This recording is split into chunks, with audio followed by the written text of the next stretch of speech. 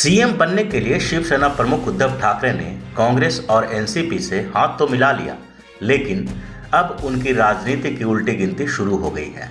महाराष्ट्र में एमएलसी के लिए 6 सीटों पर हुए चुनाव ने शिवसेना की आगे की सियासत को अधर में लटका दिया है और साथ ही तीनों पार्टियों के गठबंधन की चुनावी समीकरण का भविष्य भी तय कर दिया है। दरअसल चुनाव आयोग ने 10 दिसंबर को महाराष्ट्र की 6 विधान परिषद सीटों के लिए चुनाव की घोषणा की थी। इसमें से 4 सीटों पर तो बिना वोटिंग के फैसले हो गए। इसमें से 2 सीटों पर भाजपा के उम्मीदवारों को चुना गया तो एक सीट शिवसेना और कांग्रेस को मिली। लेकिन जिन 2 सीटों पर चुनाव कराए गए उसने राहुल गांधी, शरद पवार और उद्धव ठाकरे की नींद उड़ा दी। इसमें एक सीट नागपुर की थी तो दूसरी सीट अकोला की। नागपुर की सीट को जीतना भाजपा के लिए प्रतिष्ठा का सवाल बन गया था, क्योंकि भाजपा के पूर्व नेता और पार्षद रविंद्र भोयार ने कुछ समय पहले ही कांग्रेस का दामन थाम लिया था। इससे कांग्रेस को लगने लगा था कि इस बार नागपुर में भाजपा को पटकनी दे पाएगी, लेकिन चुनाव से पहले ही कांग्रेस की हेकड़ी निकल गई और उसने सरेंडर कर दिया। यहां से कांग्रेस ने उम्मीदवार की घोषणा तो कर दी थी, लेकिन अंतिम समय में वापस ले लिया और एक निर्दलीय प्रत्याशी को समर्थन दे दिया।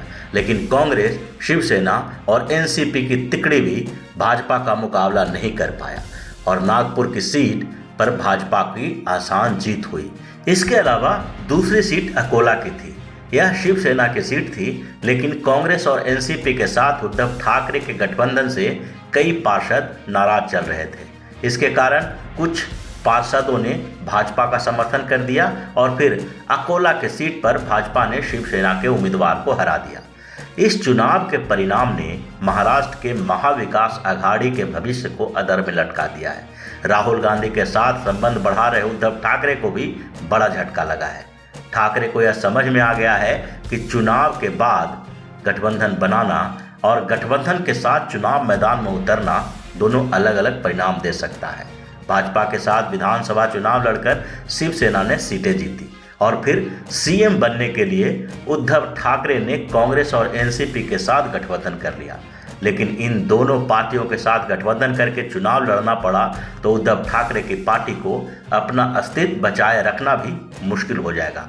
इसका ट्रेलर एमएलसी चुनाव में दिखाई पड़ गया है और अगले साल होने वाले बीएमसी चुनाव तक अगर शिवसेना ने इन दोनों का साथ नहीं छोड़ा तो बीएमसी भी उसके हाथ से खिसक जाएगा। इसी समीकरण को लेकर शिवसेना के नेताओं की नींद उड़ी हुई है। उद्धव ठाकरे के ऊपर अपनी पार्टी के नेताओं का दबाव इतना बढ़ गया है कि अगर समय रहते ठाकरे ने कुर्सी का मुंह नहीं छोड़ा तो न ही उनके पास कुर्सी रहेगी और न ही शिवसेना के पास जनाधार। अगर आपको हमारा वीडियो पसंद आया हो तो इसे लाइक करें, इस चैनल को सब्सक्राइब करें और हाँ, बेल आइकन भी दबाएं ताकि आप तक हमारे वीडियो की नोटिफिकेशन पहुंचते रहें।